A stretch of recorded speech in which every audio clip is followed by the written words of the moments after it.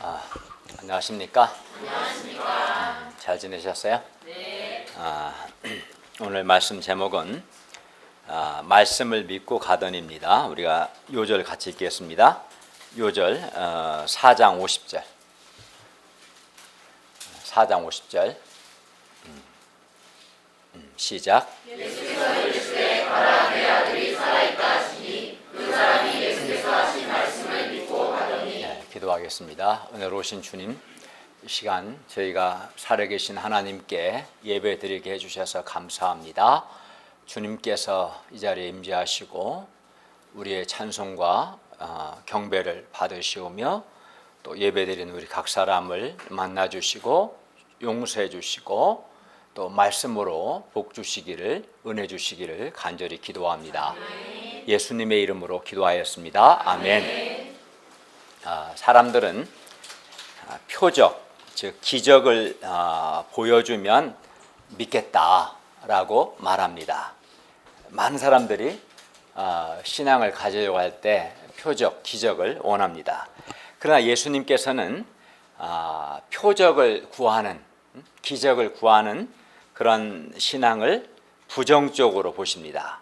그러면 예수님께서 기뻐하시고 또 예수님께서 우리에게 원하시는 믿음은 어떤 믿음인가 오늘 말씀을 통해서 배울 수 있기를 바랍니다. 제1장 예수님의 양식 31절에서 34절 말씀입니다. 31절부터 볼까요? 먹을 것을 사러 동네에 들어갔던 제자들이 돌아와서 예수님께 말합니다. 랍비여 잡수소서. 예수님은 뜻밖의 말씀을 하셨어요. 32절을 보십시오. 내게는 너희가 알지 못하는 먹을 양식이 있느니라. 그리고 그렇게 말씀하시는 예수님은 얼굴이 아주 해같이 빛났고 밝고 또 힘과 기쁨이 넘치셨어요. 제자들은 뭘 먹고 저렇게 얼굴이 밝고 힘이 넘치시나 생각했겠죠. 예수님은 이렇게 아주 밝고 힘과 기쁨이 넘치셨어요. 왜냐하면 예수님께서 제자들이 알지 못하는 양식을 이미 잡수셨기 때문이었습니다. 이에 제자들은 자기들이 동네에 간 사이에 누가 잡수실 것을 갖다 드렸는가 서로 말합니다. 그들이 볼 때 예수님이 뭔가 드셨던 거죠, 분명히. 그들이 동네에 음식을 사러 가기 전 예수님의 그 육신의 모습은 되게 저들처럼 피곤하고 아주 지쳐 있었는데 음식 사러 갔다 와 보니까 예수님 얼굴이 아주 해같이 밝고 빛나고 막 기쁨과 힘이 넘쳐 보이는 거예요. 그래서 누군가 음식을 갖다 드렸고 잡수셨는가 보다 생각하고 있는 예수님도 그래, 나는 너희가 알지 못하는 양식을 이미 먹었어 라고 말씀한 거예요. 그리고 제자들에게 예수님이 어떤 양식을 먹었는가 말씀하는 거예요. 그게 이제 34절인데 34절 한번 읽어볼까요? 시작. 예수께서 이르시되 나의 양식은 나를 보내신 이의 뜻을 행하며 그 일을 온전히 이루는 이것이니라. 네, 양식이라는 것은 우리가 이제 의식주라는 말을 할 때 뭐예요? 식에 해당하는 거죠. 먹는 거죠. 양식. 그래서 이 양식이라는 것은 생명 유지에 아주 중요하죠. 양식을 안 먹으면 죽습니다. 사람들은 뭐라고 말해? 다 먹고 살기 위해서 하는 거니까 먹자, 먹고 하자. 일단 잘 먹는 게 중요하다. 다 먹자고 하는 거 아니냐라고 말하죠. 그리고 사람들을 보면 먹을 것 앞에서는 그냥 갑자기 얼굴 표정이 밝아지고 또 맛있는 거 먹으면 다 즐거워하고 그게 이제 일반적인 모습이죠. 사람들은 양식, 다른 말로 음식이라고 할 수도 있고 먹거리라고 할 수 있겠죠. 어쨌든 양식을 먹음으로써 생명을 유지할 뿐만 아니라 양식을 먹음으로 힘을 얻고 또 기쁨과 만족을 얻습니다. 반면 만약에 사람이 양식을 먹지 않으면 어떻게 됩니까? 양식을 먹지 않으면 짜증이 나죠. 짜증나죠? 그러니까 양식이란 바로 이런 거예요. 먹으면 생명이 유지되고, 먹으면 뭐 힘이 나고, 또 기쁨과 만족이 있고, 반면 먹지 않으면 생명 유지가 안 되고, 먹지 않으면 막 허기지고, 그래서 짜증나고, 그런 게 양식이겠죠. 그런데 예수님은 하나님의 뜻을 행하며 하나님의 일을 온전히 이루는 거, 여기서 하나님의 뜻과 하나님의 일은 같은 말이에요. 어쨌든 하나님의 뜻, 하나님의 일을 온전히 이루는 것이 자신의 양식이다라고 말씀하셨어요. 즉 무슨 말입니까? 예수님은 하나님의 뜻, 하나님의 일을 온전히 이루는 것을 통해서 자신은 힘을 얻고 기쁨과 만족을 얻는다라는 거죠. 나는 하나님의 뜻, 하나님의 일을 온전히 이루면 막 힘이 넘치고 참 기쁨과 만족이 있다. 왜냐하면 그것이 양식이니까, 이런 의미예요. 그래서 예수님은 하나님의 뜻을 행하고 하나님의 일을 온전히 이루실 때 예수님은 가장 생명력과 힘과 기쁨이 넘치셨어요. 그러면 이제 예수님은 하나님의 뜻, 하나님의 일을 온전히 이루는 것이 그의 양식이었구나. 하나님의 뜻, 하나님의 일을 온전히 이루실 때 가장 생명력 있고 힘이 넘치고 기쁨과 만족이 있으셨구나. 우리가 배웠으면, 그러면 이 하나님의 뜻, 하나님의 일이 과연 뭐냐? 우리가 알아야겠죠. 그게 뭡니까? 예수님이 말씀하시는 하나님의 뜻, 하나님의 일이 뭡니까? 요한복음 6장 40절에서 예수님은 내 아버지의 뜻은 아들을 보고 믿는 자마다 영생을 얻는 것이다. 즉 예수님을 믿고 믿음으로 영생을 얻는 것, 이게 하나님의 뜻이다 말씀하셨고, 또 누가복음 19장 10절에 보면 잃어버린 자를 찾아 구원하는 것, 즉 죄인 한 사람 한 사람을 구원하는 것이 하나님의 뜻이다. 죄로 죽은 자들을 다시 살려내는 것, 바로 이것이 바로 하나님의 뜻이고 하나님의 일이다 라고 말씀하셨어요. 예수님께서 사마리아에 오셨을 때는 유대로부터 사마리아까지 먼 여행길이었고, 그래서 매우 피곤하고 또 시장하셨습니다. 예수님께서도 우리와 같은 이 육신을 입으셨기 때문에 그저 뭐라도 좀 먹고 좀 편히 쉬고 싶으셨을 거예요. 그러나 예수님은 이 모든 피곤함과 쉬고 싶은 마음을 극복하시고 사마리아의, 이제 우리가 4장 1절부터 30절까지는 이번에 여름 수양에 가서 할 거예요. 건너뛰었는데 4장 1절부터 30절에 보면 이제 한 사마리아 한 여자가 나오죠. 근데 이 사마리아 한 여자를 예수님께서 도우셨습니다. 물론 예수님께서 이 사마리아 한 영혼을 그만큼 사랑하신 것이죠. 자신의 그런 쉬고 싶은 마음, 피곤함을 극복하고 이 한 영혼을 구원하고자 하셨다는 것은 그만큼 그 한 영혼을 사랑하셨습니다.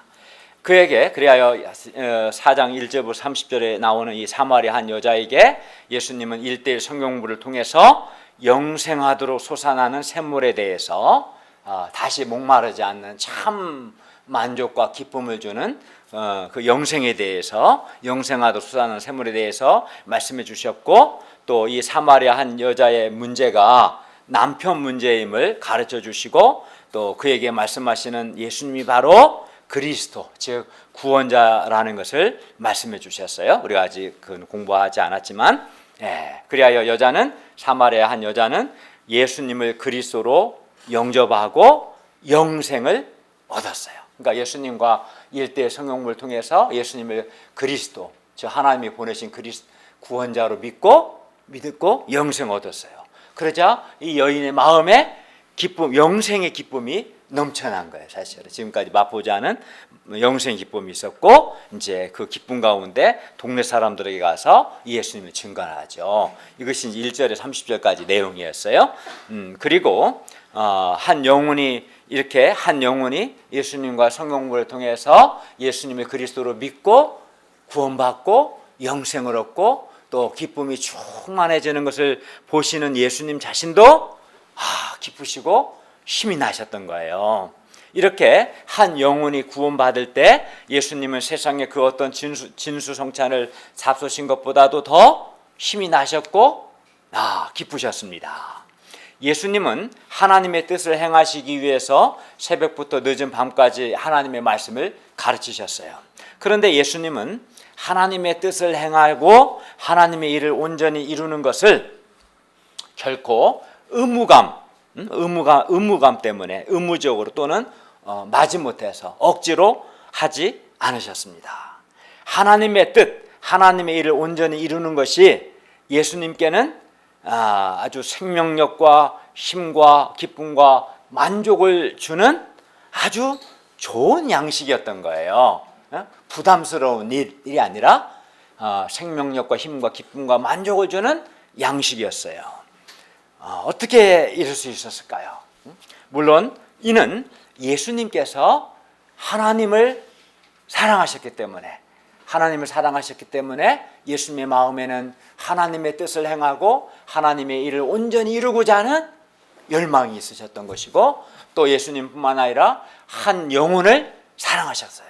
한 영혼을 사랑하시고 또 죄로 죽은 한 영혼을 구원하고자 하는 마음이 있었기 때문에, 그런 목자의 그런 마음, 그런 간절함이 있었기 때문에 한 영혼을 말씀을 통해서 구원하시는 것이 예수님에게는 부담스러운 일이 아니라 생명력과 힘과 기쁨과 만족을 주는 일이었던 거죠. 그러니까 사람들도 보면 그래요. 어떤 이제 훌륭한 의사는 환자를 막 돈으로 취급하지 않고, 우리 이정 원장님은 훌륭한 의사이겠죠. 한 사람이 이제 막 아프니까 힘들죠. 그를 병을 고쳐주고 그가 건강하게 해주고 싶은 마음이 있는 거야. 그게 이제 의사의 마음이겠죠. 그런 마음이 있는 의사는 자기 환자가 건강하게 되는 걸 보면 기뻐 안 기뻐? 기쁘지. 보람이 있죠. 그것처럼 그걸 보면 막 힘이 나지 않겠어요? 억지로 하는 게 아니라 그와 같은 거죠. 예수님의 마음에는 한 영혼을 구원하고 그를 돕고 살리고자 하는 마음, 또 하나님을 사랑하는 마음이 있으셨기 때문에 하나님의 일을 행하고 하나님의 뜻을 온전히 이루는 것이 의무감이 아니라 큰 기쁨을 주고 힘을 주고 만족을 주는 일이었던 것입니다. 그런데 어떤 사람은 예수님과 달리 하나님의 뜻을 행하고 하나님의 일을 온전히 이루는 것을 좀 부담스러워하고 피곤해합니다. 그래서 할 수 있으면 안 하고 싶어하고 해도 최소한만 하려고 해요. 예를 들어서 잃어버린 한 영혼을 찾기 위해서 캠퍼스에 올라가는 것을, 전도하기 위해 캠퍼스에 올라가는 것을 힘들어합니다. 그래서 이제 이런 사람은 신앙생활을 하긴 하는데, 신앙생활을 해도 이제 은혜만 누리고 예수님께서 주시는 은혜를 받고 그 누리는 것은 좋아하지만 영혼 구원이라는 그 사명의 십자가 지는 것은 이제 싫어하고 부담스러워해요. 그래서 은혜만 누리고 할 수만 있으면 영혼 구원이라는 사명의 십자가는 없이 살고자 해요. 이런 사람들이 굉장히 많죠, 사실은. 그러나 하나님의 뜻을 행하고 하나님의 일을 온전히 이루는 것은 결코 우리를 힘들게 하거나 또는 우리를 부담스럽게 하는 일이 아닙니다. 오히려 하나님의 뜻을 온전히 이루는 것은 우리에게 힘과 기쁨과 만족을 주는 뭐예요? 양식인 거죠. 오늘날 많은 신자들이 생명력이 없고 힘이 없고 그래 무기력하고 또 마음에 참 기쁨과 만족이 없이 살아가는 이유는 그들이 한 영혼을 구원하는 하나님의 일을 하지 않기 때문에 그런 거예요, 사실은. 그들은 이제 하나님의 일을 하면은 힘들까 봐 안 하는데, 근데 사실은 그런 사람들을 잘 관찰해 봐요. 생명력이 없고 힘이 없고 기쁨이 없고 만족이 없어요. 의외로. 왜? 예수님이 잡수신 그 양식을 못 먹었기 때문에 그런 거죠, 사실은. 반면에 예수님께서 많은 일을 하시고도 조금도 지치지 않으시고 아주 힘있게 복음 역사를 섬길 수 있었던 것은 하나님의 일 자체가 예수님께 힘과 기쁨과 즐거움을 주는 양식이었기 때문입니다. 오늘날 많은 대학생들이 육의 양식을 얻기 위해서 몸부림칩니다. 취업을 위해서, 먹고 살기 위해서, 육의 양식을 얻기 위해서 굉장히 노력을 많이 합니다.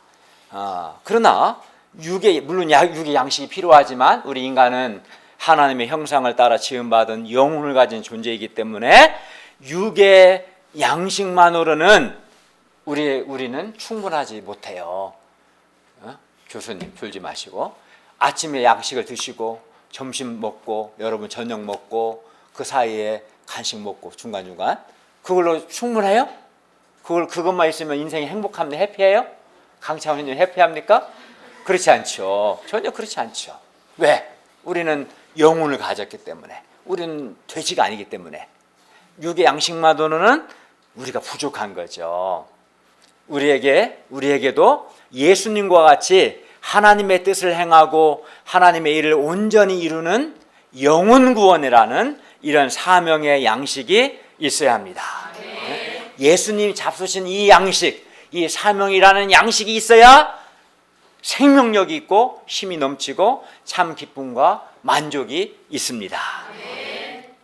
하나님의 뜻을 행하고 하나님의 일을 온전히 이루는 것은 신자들이 먹어야 할 최고의 웰빙 식단인 거예요. 사실은 웰빙 양식인 거죠. 우리에게 하나님에 대한 사랑과 한 영혼을 사랑하고 구원하고자 하는 열망이 있을 때 하나님의 일은 우리에게 부담스러운 일이 아니라 최고의 양식이 될 것입니다.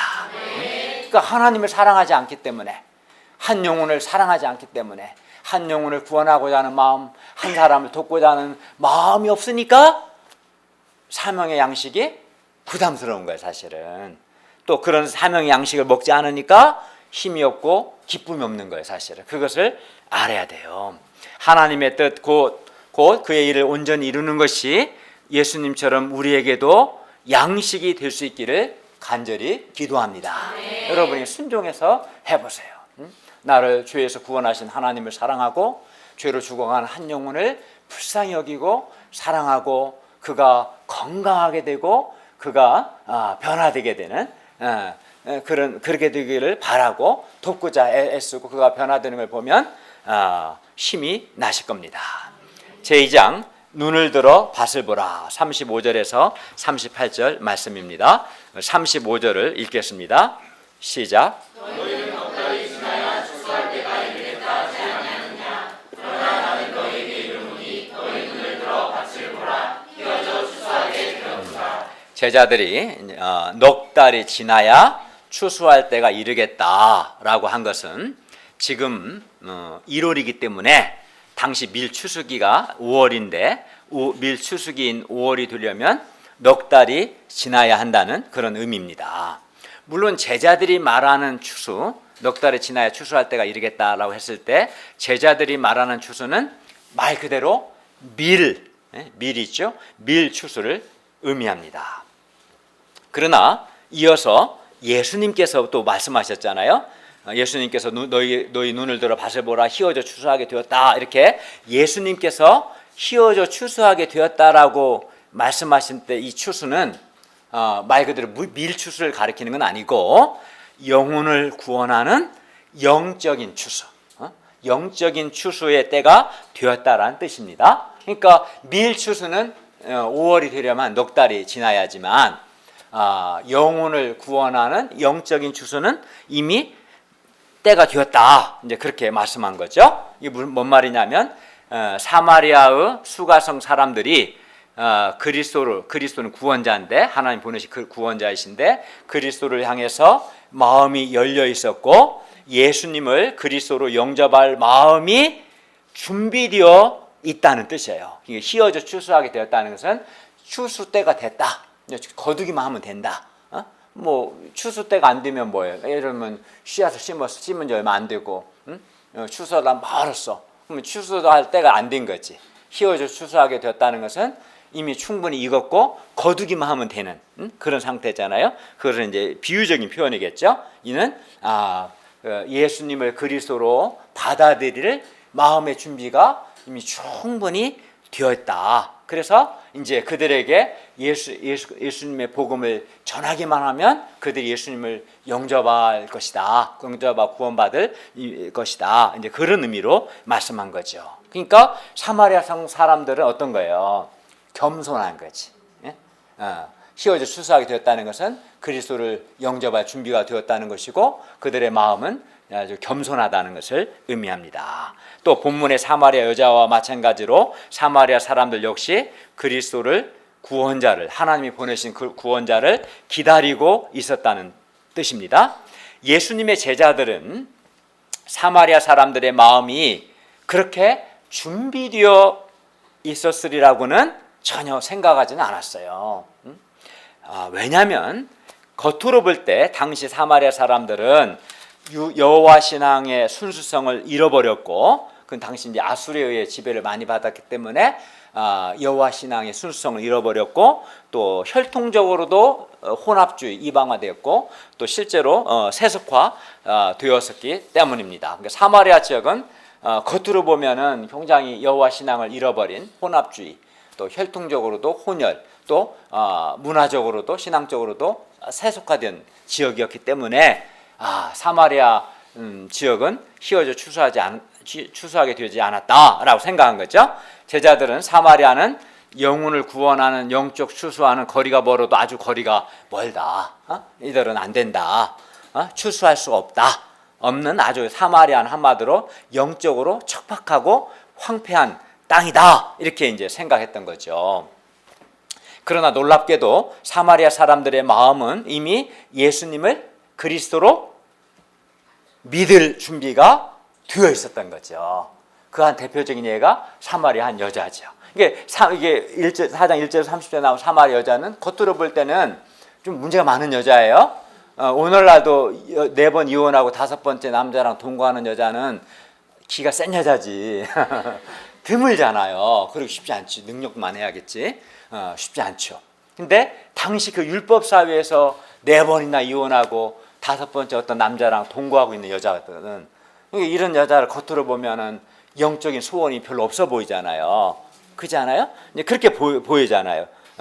근데 이 여인이 예수님과 일대 성경을 통해서 예수님을 그리스도로 믿고 예수님 그리스도 믿으니까 그 안에 영생이 임하고 영생의 기쁨이 임했던 거잖아요. 그처럼 사마리아 수가성 사람들이 이렇게 이 여인과 같이 그리스도를 영접할 마음의 준비가 되어 있었다는 거지. 그들이 겉보기와는 다르게 하나님이 보내신 그리스도 구원자를 기다리고 있었다는 거예요. 그것이 휘어져 추수하게 되었다는 의미입니다. 제자들은 사마리아가 이렇게 휘어져 추수하게 된 것을 보지 못했던 거죠. 반면 예수님은 사마리아 한 여자가 예수님을 그리스도로 영접하도록 도우시면서 사마리아 지역에 이 본문의 여자 말고도 휘어져 추수하게 된 사람들이 많이 있음을 바라보신 거죠. 그러나 사마리아 여자가 사실 처음부터 예수님을 그리스도로 믿은 것은 아니었습니다. 처음에는 물 한 모금 달라고 하는 부탁도 거절할 만큼 왜 나한테 물 달라고 하냐고 당신이 알아서 잡수시지 이렇게 말할 만큼 이 여자는 소원도 없어 보이고 또 대화하기도 매우 힘든 양이었어요. 우리식으로 말하면 캠퍼스에서 전도하다가 설문지 한 장 이렇게 작성해 달라고 하는데 설문지 한 장 작성할 소원도 없는 그런 양이었던 거예요. 사실 이 여자가 물 한 모금만 달라는 거나 뭐 설문지 한 장만 좀 써달라는 거나 뭐가 달라요. 근데 그걸 거절했잖아요. 그런 사람이었어요.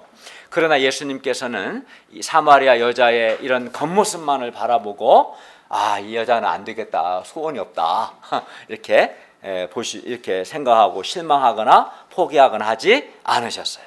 예수님의 겸손과 인내와 사랑의 수고를 통해서 이 여자의 마음에 조금씩 예수님께 대한 소원이 생기고 예수님과 성경을 통해서 나중에는 예수님을 그리스도로 믿게 되었습니다. 그리고 예수님은 이 사마리아 여자 한 사람의 변화와 이 여인이 예수님을 증거하는데 그 증거를 통해서 많은 사마리아 사람들이 예수님께로 나올 비전을 보셨고, 실제로 보면 이 정말 힘든 여자거든. 사마리아 사람 다 알죠. 문제 많은 이 여자가 변화된 걸 보고, 또 여자가 예수님을 증언하는 걸 보고 실제로 많은 사마리아 사람들이 예수님께로 나옵니다. 예, 그런 역사가 있었어요. 반면 예수님의 제자들은 사마리아 사람들을 구원하고자 하는 목자의 마음이나 또는 사마리아 사람들에 대한 관심과 사랑이 없었어요. 겉만 보고 이 사람들은 소원이 없는 사람들, 빨리빨리 여기 지나가자, 그런 생각만 했던 거죠. 제자들은 사마리아 사람들을 사랑하지 않았고 그들의 구원에 대해서 깊은 관심도 없었습니다. 그리하여 이러한 제자들의 눈에는 사마리아가 휘어져 추수하게 된 것이 보일 턱이 없었던 거죠. 보이지 않았던 거예요. 제자들은 사마리아 사람들의 겉모습만을 바라봤어요. 만약 제자들이 사마리아 여자와 대화했다면 아마 소원 없는 양, 힘든 양이라고 포기했을지 모릅니다.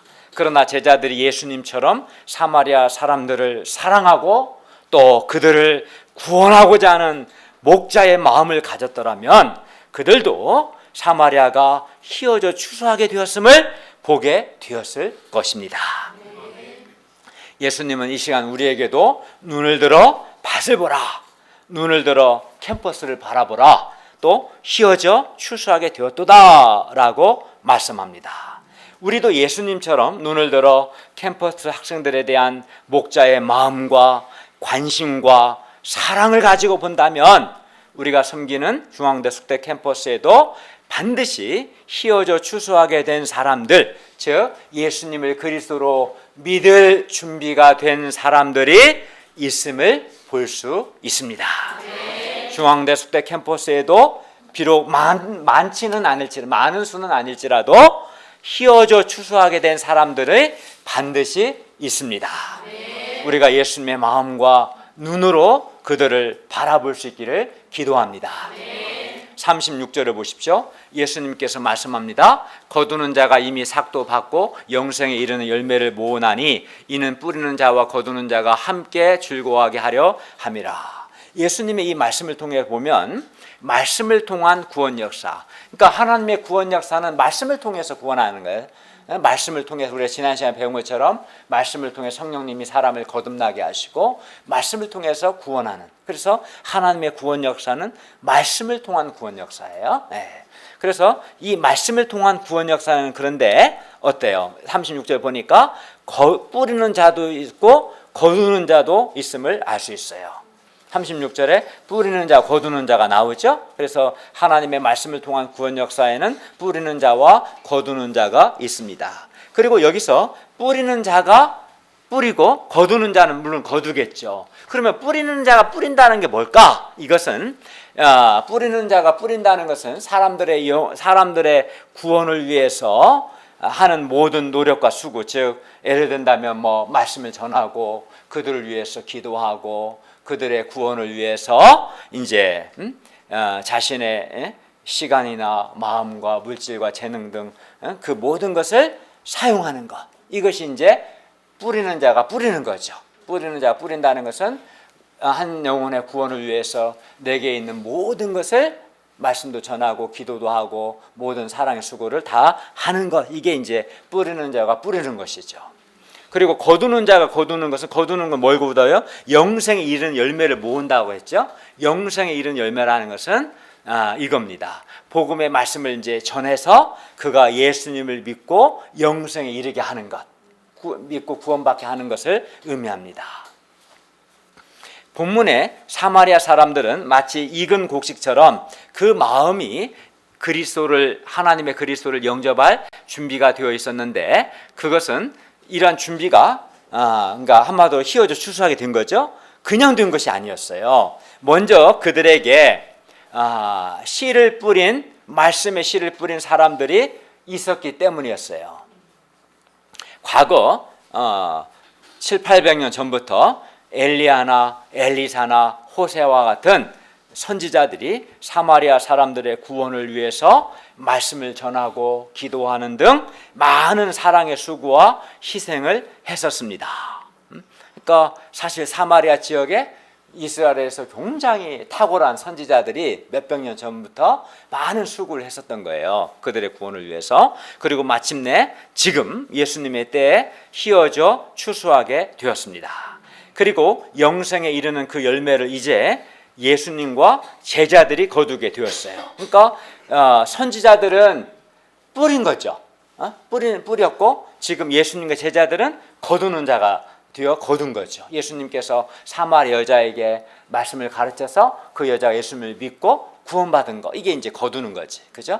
그러니까 선지자들은 뿌렸고 뿌리는 자였고 예수님과 그의 제자들은 거두는 자로 거두는 거죠. 말씀을 전함으로 거두는 거죠. 그리고 그 열매가 이제 본문의 사마리아 한 여자요. 영생에 이른 열매 중에 하나가 본문의 사마리아의 한 여자고 또한 사마리아 사람들입니다. 그리고 그 열매를 거두는 사람은 열매를 거두기 때문에 즐겁습니다. 동시에 뿌린 자들도 함께 즐겁습니다.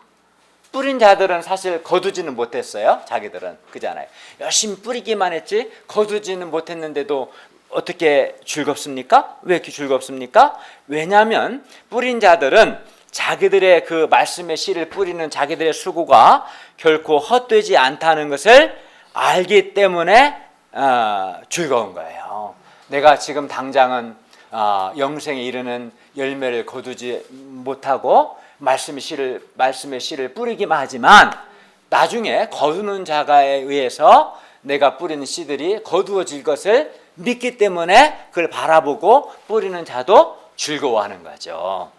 그래서 말씀을 통한 구원 역사는 우리가 거두는 자만 즐겁다고 생각하고 뿌리는 자는 열심히 뿌렸는데 하나도 거두지 못할 때 손해의식이 생길 것 같고 그잖아요. 또 말씀의 씨를 뿌리는 것에 대해서 회의가 드는, 열심히 뿌렸는데도 별로 반응하는 사람도 없고 이거 해서 뭐하나 이제 그런 생각을 할 것 같은데 실상은 그렇지는 않다는 거죠. 왜?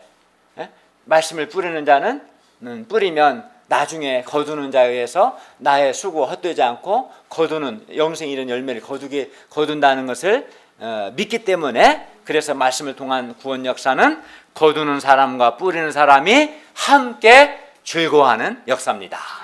그러니까 거두는 자가 즐거워하는 건 당연한 거죠. 말씀 전했는데 그 사람이 예수님을 믿고 영생에 이르는 걸 보면 즐겁잖아요.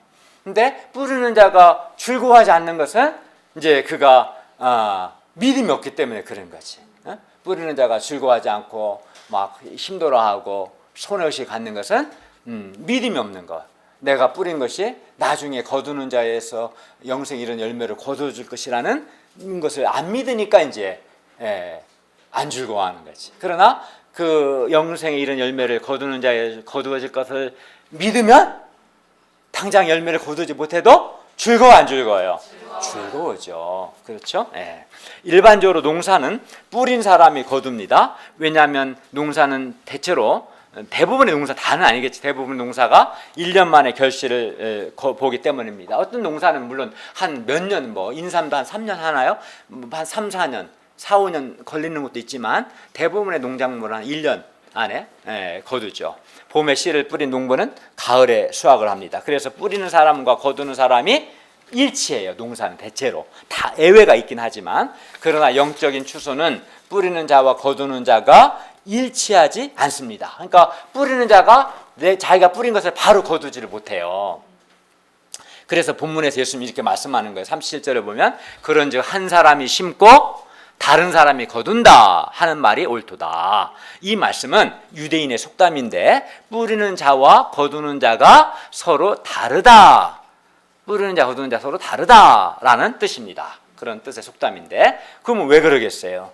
말씀의 씨는 농작물과는 달리 금방 혹은 1년 만에 자라지 않고 오래 걸릴 수 있기 때문입니다. 어떤 경우는 몇 개월이 걸리지만 어떤 경우는 몇십 년, 몇백 년이 걸리기도 합니다. 38절을 보십시오. 내가 너희로 노력하지 아니한 것을 거두러 보내었노니 다른 사람들은 노력했고 너희는 그들이 노력한 것에 참여하였다. 여기서 다른 사람들은 누구겠어요? 말씀의 씨를 뿌리는 사람들이겠죠. 그죠? 다른 사람들이 노력했다. 그러니까 말씀을 뿌린 사람들이 굉장히 말씀의 씨를 뿌리느라고 노력을 많이 했다. 그런 말이죠. 그러니까 예수님께서는 뿌린 자들이 노력했다라고 말씀하십니다. 예수님은 뿌린 자들의 수고를 기억하시고 그들의 그 수고와 희생을 매우 귀하고 가치 있게 여기십니다. 그러니까 예수님은 말씀의 씨를 뿌리기 위해서 그 노력한 사람들, 그리고 나오잖아요. 다른 사람들은 노력하였고 라고 하시잖아요. 그러니까 예수님은 말씀의 씨를 뿌리기 위해서 노력한 사람들의 그 노력을 기억하신 거죠. 지금 예수님 자신이 거두고 또 제자들을 통해 거두고자 하지만 이미 700년, 800년 전에 엘리야나 엘리사나 호세와 같은 그런 뿌린 사람들이 있었고 그들이 노력한 것을 예수님이 잊어버리지 않으시고 다 기억하시고 그들의 수고를 귀하게 여기신다는 것을 알 수 있습니다. 그러므로 우리가 당장 영생에 이르는 열매를 거두지 못할지라도 전도를 포함해서 복음 역사를 위해 드린 우리의 수고와 헌신은 결코 헛되지 않습니다. 우리의 뿌린 노력이 헛되지 않습니다. 예수님은 뿌린 자로서 우리의 노력을 기억하셔야 안 하셔요. 기억하시고 뿌린 자에게 주시는 상을 주시고 또 거두는 자에게는 거두는 자에게 주시는 상을 주시는 거예요. 거두는 자만 상을 받는 게 아니죠. 예수님의 제자들이 사마리아 복음 역사를 위해 노력한 것은 사실 아무것도 없었어요. 역사 속에서 수많은 다른 사람들, 선지자들이 많이 노력했어요. 어떤 사람은 자기 목숨을 버리기까지 했습니다. 그러나 제자들은 그들이 노력한 것, 그러니까 뿌린 자들이 노력한 것의 그 열매를 거두게 된 것입니다. 이상에서 우리는 하나님의 말씀 역사에 대해서 두 가지를 배웁니다. 첫째는 하나님의 말씀 역사에는 뿌리는 자도 있고 또 거두는 자도 있으며 뿌리는 자와 거두는 자가 함께 즐거워하는 역사라는 거예요. 하나님의 말씀 역사는 뿌리는 사람만으로 되지 않고 또 거두는 사람만으로도 되지 않습니다. 그러니까 말씀 역사에는 뿌리는 사람도 있어야 하고 거두는 사람도 있어야 돼요. 그리고 이 뿌리는 자와 거두는 자가 동역하는 역사가 말씀 역사예요, 사실은. 근데 막 사람이 자기는 뿌리는 건 안 하고 거두는 것만 하려고 하면 되겠어요, 안 되겠어요? 안 되는 거죠, 사실은. 그리고 하나님의 말씀 역사는 뿌리는 자와 거두는 자가 함께 즐거워하는 역사예요. 그래서 예수님이 뭐라고 말씀하셨어요? 함께 즐거워하게 하려 함이라 라고 말씀하신 거죠. 물론 영생에 이르는 열매를 모으는 거두는 자가 즐거워하는 것은 너무나 당연하죠. 거두니까 즐겁죠. 그러나 뿌리는 자는 영생에 이르는 열매를 거두지 못하는데도 어떻게 즐거워할 수 있을까요? 하나님의 말씀을 뿌리는 자는 말씀을 뿌린 자신의 수고가 결코 헛되지 않고 반드시 거두는 자에 의해서 영생에 이르는 열매를 거둘 것을 확신하기 때문에 즐거워할 수 있습니다. 그리하여 하나님의 말씀 역사는 거두는 사람뿐만 아니라 뿌린 사람도 함께 즐거워하게 됩니다. 하나님의 말씀 역사는 비록 당장은 영생에 이르는 열매를 거두지 못할지라도 근본적으로 즐겁습니다. 둘째, 뿌리는 자는 믿음으로 뿌리고 거두는 자는 감사함으로 거둬야 합니다. 말씀의 씨를 뿌리는 사람은 반드시 영생에 이르는 열매가 맺힐 것을 믿고 말씀 역사에 대한 이 부정적인 생각을 극복을 하고 믿음으로 말씀의 씨를 뿌려야 합니다. 이게 우리가 말씀의 씨를 뿌리다 보면 당장에 거두지 못하기 때문에 수고한 것에 비해서 거두는 게 없을 수 있어요. 거의 없을 수 있어요. 그러다 보면 말씀의 씨를 뿌리는 것에 뿌린 수고에 대해서 손해의식을 갖거나 또는 열심히 말씀의 씨를 뿌리면 뭐하냐, 거두는 게 없는데, 그래서 말씀 역사에 대한 회의를 할 수가 있는데, 우리가 내가 뿌리는 말씀의 씨는 반드시 거두는 자에 의해서 거둘 것을 믿는다면 이런 말씀 역사에 대한 부정적인 생각이나 회의, 손해의식을 극복할 수 있어요. 그래서 뿌리는 자는 믿음으로 말씀의 씨를 뿌려야 합니다. 그리고 거두는 자는 이전에 나 전에 말씀의 씨를 뿌린 사람들의 수고와 노력이 있었음을 기억하고, 예수님이 기억하셨죠? 기억하고 감사함으로 거둬야 합니다. 난 왜냐하면 왜 감사합니까? 내가 노력하지 않았는데 남이 노력한 것을 내가 참여하는 것이기 때문에. 그래서 막 내가 많이 노력해서 다 거둔 것처럼 자기 의에 빠지거나 하면 안 되고, 오히려 다른 사람이 열심히 노력했는데 나는 그가 노력해서 희어져 추수하게 된 건데 거기에 내가 참여하는 거기 때문에 감사함, 겸손한 마음을 가지고 거둬야 합니다. 그러므로 비록 우리 당대에 영생에 이르는 열매를 거두지 못할지라도 우리의 자녀들이나 또는 우리의 후배들이 반드시 영생에 이르는 열매를 거둘 것을 믿고 우리가 즐거운 마음으로 전도를 하고 말씀 역사를 위해서 사랑의 수고를 할 수 있기를 기도합니다. 우리가 지금 말씀의 씨를 뿌리지 않으면 우리의 자녀들이나 우리 후배들이 나중에 영생에 이른 열매를 거둘 수 없는 거예요. 사실은 대부분의 농작물은 뭐 한 해 그해 바로 씨를 뿌리고 거두지만, 뭐 가령 어떤 나무 같은 어떤 과실수 같은 경우는 한 몇 년이 걸릴 수 있잖아요. 그죠? 또 숲을 읽을 때도 한 1년 만에 막 숲이 됩니까? 이만한 나무를 식목일날 심으면 뭐 크게 되려면 10년, 20년 걸리잖아요. 그런데도 내가 그 열매를 거두지 못할지라도 우리는 내 자녀들과 내 손자들이라도 그 열매를 거둘 것을 바라보고 즐거운 마음으로 뿌리잖아요. 그죠? 즐겁잖아요. 그걸 바라보면. 꼭 내가 거두야만 즐거운 건 아니잖아요. 그런 마음으로 말씀 역사도 섬겨야 하는 거예요. 우리는 하나님의 말씀 역사에서 뿌리는 자가 될 수도 있고, 과거 누가 뿌린 것에 대해서 거두는 자가 될 수도 있습니다. 우리가 뿌리는 자든 거두는 자든 하나님의 말씀은 반드시 열매를 맺을 것이라는 믿음을 가지고 즐거운 마음으로 전도도 하고 또 말씀 역사를 위해서 사랑의 수고를 할 수 있기를 기도합니다. 즐거운 마음으로 할 수 있기를 바랍니다. 제3장 말씀을 믿고 가더니 46절에서 53절 말씀입니다. 46절을 보십시오. 예수님께서 다시 갈릴리 가나에 이르시니 전에 물로 포도주를 만드신 곳이었어요. 그런데 거기에 왕의 신하가 있었는데 그의 아들이 가버나움에서 병들었습니다. 그러니까 가나가 여기 있다면 가버나움은 위쪽에 있어요.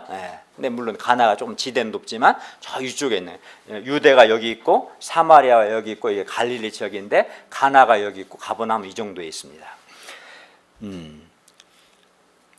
왕의 신하는 예수님께서 갈릴리로 오셨다는 것을 듣고 가서 예수님께 도움을 청합니다. 47절 하반절을 보십시오.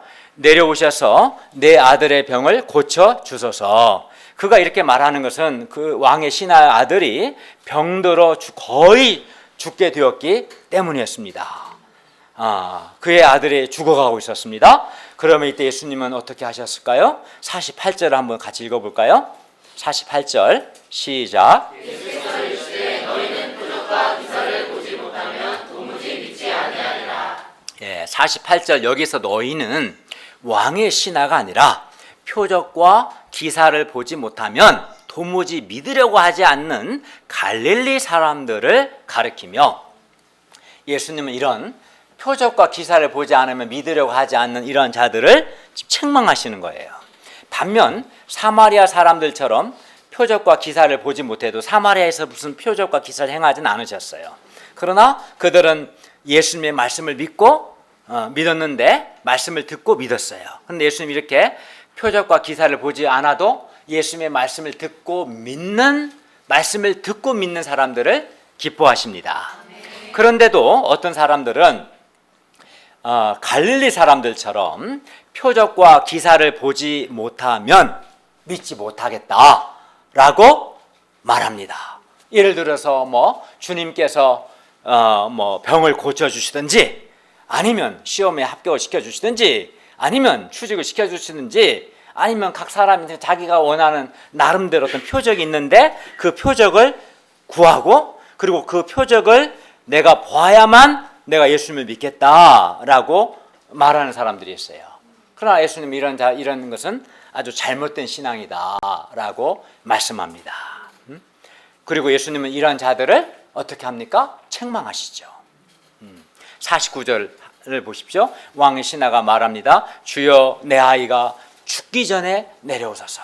왕의 신하는 47절에서 내려오셔서 내 아들의 병을 고쳐주십시오 라고 했고, 또 49절에서도 주여, 내 아이가 죽기 전에 내려오소서. 그러니까 그는 반복해서 예수님께서 이 가나에서 가버나움으로 내려오셔서 죽어가는 내 아들을 고쳐주십시오 라고 말합니다. 그러나 예수님은 내려가십니까? 안 내려가십니까? 내려가시지 않아요.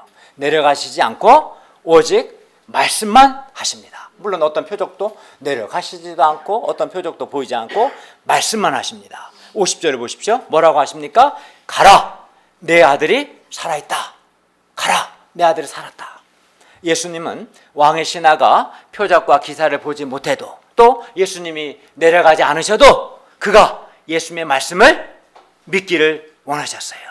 가라, 내 아들이 살아있다 하신 이 예수님의 말씀을 그가 믿기를 원하셨어요. 예수님은. 그래서 표적도 행하지 않으셨고 내려가지도 않고 가라, 내 아들이 살아있다 이 말씀을 믿기를 원하셨습니다. 여러분이 왕의 신하라면 이때 여러분은 어떻게 하실 거였어요? 여러분의 아들이 막 죽어가고 있어요. 여러분은 예수님이 내려오셔서 죽어간 아들을 고쳐주기를 원하는데 예수님은 내려오시지 않고 어떤 확실한 뭣도 보여주지 않고 그냥 가라, 내 아들이 살아있다 이렇게 말씀만 하셨어요. 어떻게 하겠습니까? 표적과 기사도 없고 또 아무런 뭔가 확실한 것이 없는데도 단지 예수님의 말씀을 믿고 갈 수 있겠습니까? 대답해 보세요. 갈 수 있겠어요? 왜 갈 수 없어요? 여러분이라면 이 상황에 어떻게 하겠어요? 여러분이 왕의 신하라면 단지 예수님의 말씀을 믿고 갈 수 있겠어요? 갈 수 없는 사람도 있는가 보다. 대답 안 하는 거 보니까. 안타깝게도 많은 사람들이 단순하게 예수님의 말씀을 믿기보다도 끝까지 자기 생각을 주장하거나 그래도 내려와 달라고 주장하거나 또는 어떤 표적을 구합니다. 그리고 안 믿어요. 표적을 보여주기 전엔 믿지 못하겠어요 라고 합니다. 그러나 놀랍게도 왕의 신하는 어떻게 합니까? 내 아들이 살아있다는 예수님의 말씀을 믿고 갔습니다. 뭐 표적도 없고 뭐 확실한 아무것도 없어요. 그냥 말씀을 믿고 내 아들이 살아있다 이 말씀을 믿고 간 거예요. 그리고 왕의 신하와 같이 이렇게 단순하게 예수님의 말씀을 믿는 믿음이 예수님께서 우리에게 원하시고 기뻐하시는 바로 그런 믿음입니다. 단순하게 예수님의 말씀을 믿는 믿음이 예수님 인정하시는 최고의 믿음입니다. 따지지 않고. 근데 정말 내가 예수님을 믿으면 예수님의 말씀을 믿을 수 있어요, 없어요? 있어요. 왜 따집니까? 내가 너무 못 믿겠다는 거예요, 사실은. 못 믿겠다는 거예요. 못 믿으니까 그의 말을 트집을 잡고 꼬투리를 잡고 물고 늘어지고 그런 거 아니겠어요? 내가 정말 예수를 믿는다면 그의 말씀을 믿을 수 있는 거죠. 정말 믿는다면. 그래서 말씀을 믿는 믿음이 주님께서 우리에게 원하시고 기뻐하시는 믿음이고 최고의 믿음인 거예요, 사실은. 따지는 것은, 고집하는 것은 예수님 당신 나 못 믿겠습니다 라는 거나 마찬가지인 거예요. 그래서 예수님이 싫어하시는 거예요, 그런 불신앙을. 그러면 왕의 신하가 예수님의 말씀을 믿고 갔을 때 어떻게 됐을까요? 51절을 보십시오. 그가 내려가는 길에서 그의 종들이 오다가 그를 만나서 그에게 아이가 살아있다는 소식을 전해주었습니다.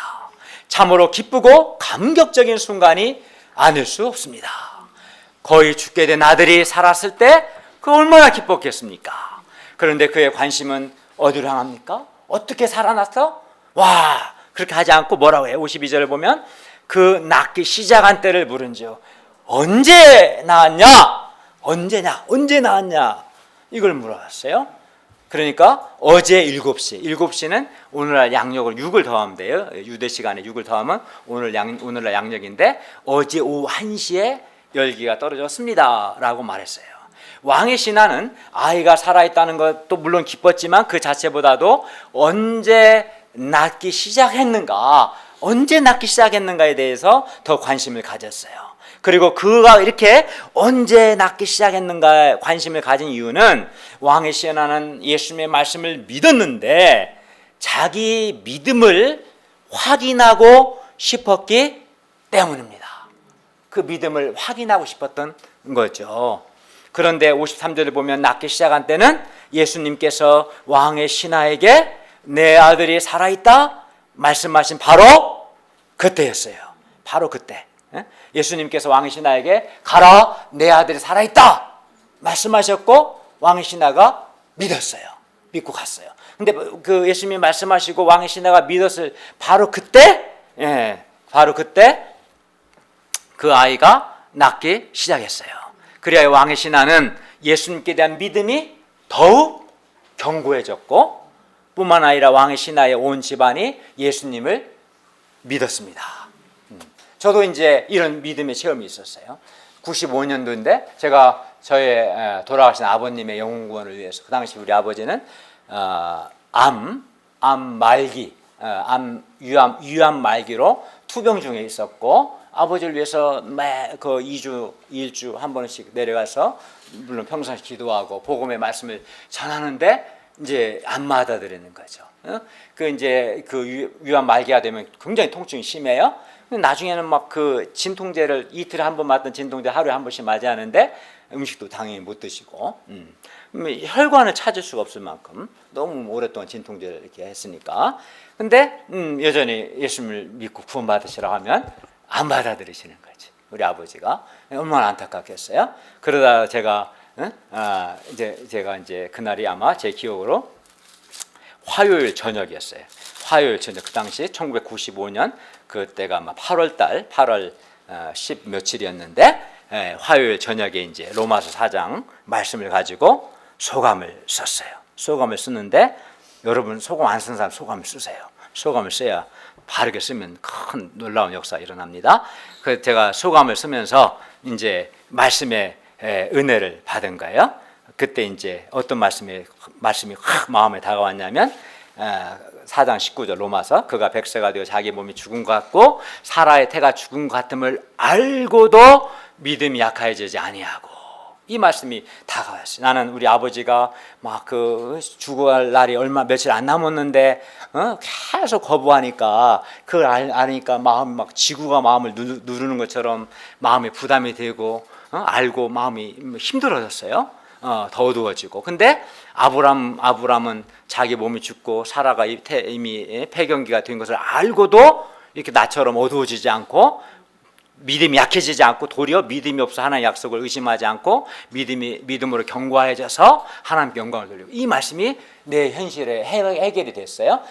깊이 마음에 다가와. 이 말씀을 이미 위로가 되고 빛이 됐어. 나에게 빛이 됐어. 그래서 나도 우리 아버지가 그 복음을 거절하는 걸 알고도 믿음이 약해지지 않고 믿음에 견고해지고자 말씀을 붙드니까 내 마음에 어둠이 정말 싹 사라져 버렸어요.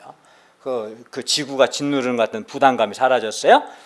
그리고 그 주 토요일날 예수님을 그 다음날 예수님을 영접하고 또 토요일 예수님 영접하고 임종하셨어요. 임종하기 이제 며칠 전에 이건 나중에 알게 된 거죠. 제가 이제 그 다음날 수요일 아침에 우리 목사님과 여러 몇 분이 저희 집 신방하셔서 가정예배를 드리는데 그때 예수님 영접했다. 그러니까 제가 믿고 바로 다음날 예수님 영접하신 거지. 그래서 내가 먼저 믿음을 가진 것을 하나님이 원하시고 기뻐하셨구나. 저도 그런 확신을 가지게 되었어요. 예수님께서 우리에게 원하시는 믿음은 표적과 기사를 보고 믿는 믿음이 아니라 말씀을 믿는 믿음입니다. 어떤 사람은 표적과 기사를 보면 믿겠다고 하지만 표적에 근거한 믿음은 한계가 있습니다. 표적에 기초한 믿음은 표적이 없으면 믿음도 없어져요. 백문이 불여일견이라는 말이 있지요. 직접 보는 것은 물론 그만큼 강렬합니다. 하지만 또 이런 약점도 있어요. 보는 것이 아무리 강렬해도 시간이 많이 지나면 희미해집니다. 저도 사실 개인 기도하면서 표적을 많이 체험했어요. 병도 낫고 그런 체험이 없는 사람이 아니에요. 그러나 시간이 많이 지나면 희미해집니다. 그때 느꼈던 그 말할 수 없는 감격은 사라집니다. 사람은 어떤 사람이 병 낫는 것을 보고 처음에는 믿음이 충만해졌는데 시간이 지나자 그 믿음도 점점 흐릿해져 과거와 똑같아졌다고 말하는 것을 들었어요. 반면 말씀은 비록 시간이 많이 흘러도 전혀 흐릿해지지 않고 아주 분명하고 여전히 확실합니다. 무엇보다 표적은 사람을 구원하거나 변화시키지 못합니다. 반면 말씀을 듣고 믿는 믿음은 사람을 구원하고 또 사람을 변화시킵니다. 왜냐하면 예수님은 말씀을 표적을 통해서가 아니라 말씀을 통해서 사람을 구원하시고 사람을 변화시키시고 일하시기 때문입니다. 그러므로 우리는 표적과 기사에 기초한 믿음이 아니라 말씀에 기초한 믿음을 가져야 합니다. 예수님은 부활 후 보아야 믿겠다는 도마에게 보지 않고 믿는 자들은 복되도다 하셨습니다. 그러므로 우리도 왕의 신하처럼 표적과 기사가 아닌 예수님의 말씀을 믿을 수 있기를 기도합니다. 그리하여 왕의 신하처럼 말씀을 통해 일하시는 예수님을 체험할 수 있기를 기도합니다. 예수님은 말씀을 믿는 자를 매우 기뻐하십니다. 그런데 우리 모임은 말씀 공부를 아주 깊이 하고 또 아주 충실하게 말씀 중심의 예배를 드립니다. 그러니 우리가 말씀 공부와 주일 예배를 통해서 하나님의 말씀을 듣고 믿는 믿음의 사람들로 성장할 수 있기를 기도합니다. 기도하겠습니다. 은혜로우신 주님, 저희도 예수님과 같이 하나님을 사랑하고 죄로 죽어간 한 영혼을 사랑하고 그 한 영혼을 구원하고자 하는 열망을 가지고 이것을 양식으로 힘과 기쁨과 만족을 주는 양식으로 삼게 해주시고 또 휘어져 추수하게 된 캠퍼스를 바라보고 또 뿌리는 자와 거두는 자로서 즐거움 가운데 수고할 수 있도록 도와주십시오. 무엇보다 말씀을 단순하게 믿는 그 믿음을 가질 수 있도록 도와주십시오. 예수님의 이름으로 기도하였습니다. 아멘.